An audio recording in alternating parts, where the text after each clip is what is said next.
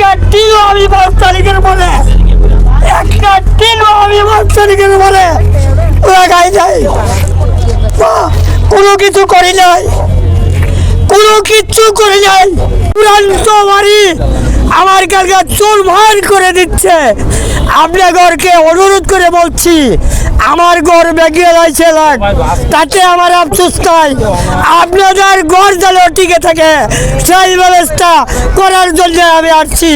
আপনারা সবাই একজোট হয়ে একখানো চলবেন, একখানো যে প্রতিবাদে আসুক, নেতারা যা বলুক, এটা আমরা এক বাক্যে কান বাচ্চা শুনলা আমরা তাদের পিছনে থাকবো, এই বলে আমার কথা শেষ করছি।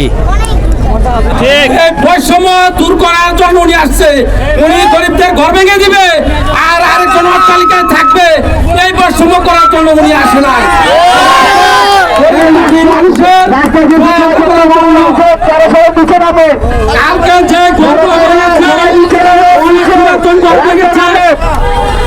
কথা বললেন না, একজনের বলতে দেন, কথা বললেন না। এই খাস জমিতে থাকে, যারা থাকে তারা কিন্তু জমিদার না, তারা গরিব মানুষ, খেটে খাওয়া মানুষ, দিন আনে দিন খায়। তারা কোথায় যাবে? তাহলে তাদের সরকার পুনর্বাসন করুক। পুনর্বাসন না করলে একটা ঘর ভাঙতে দেওয়া হবে না। অভিযান বন্ধ করতে হবে।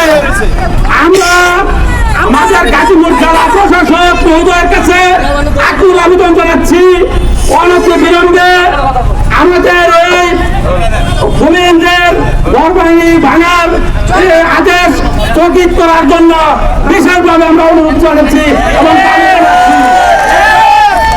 সংগ্রামী ছাত্র বন্ধুরা আমার, আপনারা দেখেছেন রোহিঙ্গারা বাংলাদেশের প্রায় 4000 একর জায়গা, পাহাড় এবং যে বাগান ছিল তারা সমস্ত বাগান কেটে সাবার করে ফেলাইছে, পাহাড়গুলো কেটে সব সমতল ভূমি করে ফেলেছে, সেরা একটা অনিরাজ্য বানিয়ে ফেলেছে, অথচ তাদের কোনো কিছু হয় না। আর আমরা এই দেশের নাগরিক হইয়া আমাদের ঘর বাড়ি ভেঙে দিচ্ছে, এটাকে মেনে নেওয়া যায়? এটাকে আপনারা মেনে নিবেন? যেসব বড় বড় ইন্ডাস্ট্রি আছে তারা প্রত্যেকটা ইন্ডাস্ট্রির মধ্যে দেখেন গিয়া 10 একর 20 একর জায়গা, 10 বিঘা 20 বিঘা 30 বিঘা জায়গা দখল করে তারা ইন্ডাস্ট্রি করে আছে। ওইখানে কোনো হামলা হয় না, হামলা হয় গরিবের উপরে। ওইখানে একটা ফ্যাক্টরি দেখছি না আমরা ভাঙতে, এই যে আশেপাশে যত ফ্যাক্টরি আছে প্রত্যেকটা ফ্যাক্টরি কিন্তু জমি বনের জমি দখল করে আছে, ওইখানে যায় না। দেখা গেছে 2 একর 3 একর জায়গার মধ্যে 200-300 লোক থাকে, আর একটা ফ্যাক্টরি 50 একর 100 একর জায়গা দখল করে আছে।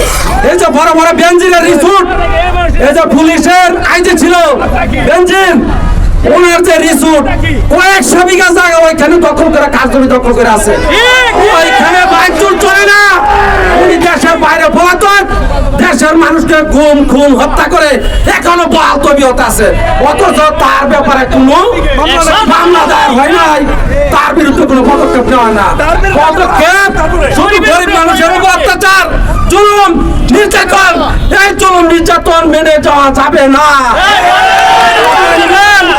আপনারা চিন্তান করবেন, আপনারা ঐক্যবদ্ধ থাকবেন, সকল আন্দোলন সংগ্রামে আপনারা এক থাকবেন এবং একভাবে ঐক্যবদ্ধভাবে আমাদের আন্দোলন চালিয়ে যেতে হবে যতক্ষণ পর্যন্ত আমাদের এই বাংলার আদেশ স্থগিত না ঘোষণা করা হবে। শান্তিপূর্ণভাবে এই দেশ জনগণের দেশ, এই দেশ সরকার না, সরকার ওই জনগণের, জনগণ যে সরকার নাকি জনগণই তো সরকার তৈরি করতেছে, জনগণই জনতার অভ্যুত্থানের মাধ্যমে সরকার আবার সরকার গঠিত হয়েছে।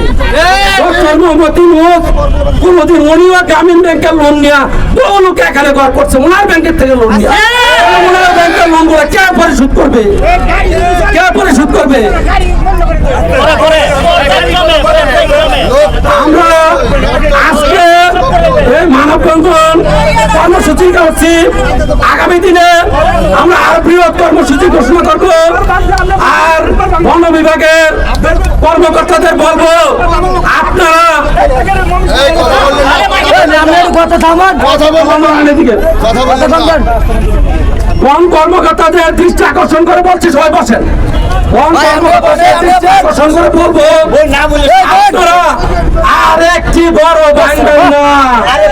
যদি ভাঙেন, জনতার প্রবল প্রতিরোধের মুখে সম্মুখীন হবেন।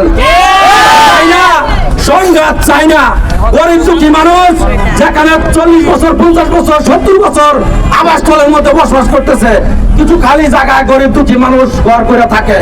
তারা এখানে অট্টালিকা করে নাই, তারা অট্টালিকা করে নাই। এই মেহনতি মানুষ, শ্রমিক, কর্মজীবী, রিক্সাওয়ালা, তারাই ঘর বাড়ি করে আছে। অতএব তাদেরকে আজকে যে কয়েকটা বাড়ি ভাঙছে গতকাল, এই বাড়িগুলো ভেঙেছে, আপনারা দেখেন প্রতিবন্ধীর ঘর পর্যন্ত ভেঙে দিচ্ছে। তারা কাউকে প্রত্যেকটা লোক গাছের নিচে বসবাস করছে। খাবার নাই, যাওয়া নাই, খাওয়া নাই, গোসল নাই, চাল নাই, চুলা নাই, কিচ্ছু নাই। অনেকে চাকরি করতে গেছে, আইসা থেকে তার ঘর খুঁজে পায় না। এর চেয়ে হৃদয় বিদারক দৃশ্য হয় না। এই সরকার কোনো একটিবারও আদেশ দেয় না যে জনগণের ঘর ভেঙে দিয়ে তাদেরকে এই দুঃস্থ অবস্থার মধ্যে ফেলানোর জন্য। এই জন্য তুমি আসে নাই, উনি আসছে জনগণের সহায়তা করার জন্য, জনগণের শান্তির জন্য। ঠিক। সরকারকে বিভ্রান্ত করবেন না, সরকারকে বিভ্রান্ত অবস্থায় ফেলাইবেন না আপনারা। এর একটা চক্রান্ত। এই সরকারকে একটা সমস্যার মধ্যে ফেলাইয়া সরকারকে বিতাড়িত করার জন্য। এইটা আমি মনে করি বিগত সরকারের প্রেজেন্ট তারা এই উস্কানি দিয়ে এই ধরনের ভাঙচুরের পিছনে ষড়যন্ত্র করতেছে। আমি বলবো, আপনারা এই ষড়যন্ত্র থেকে মুক্ত হন, দূরে থাকেন, নাহলে এটা প্রবল প্রতিরোধ করা হবে।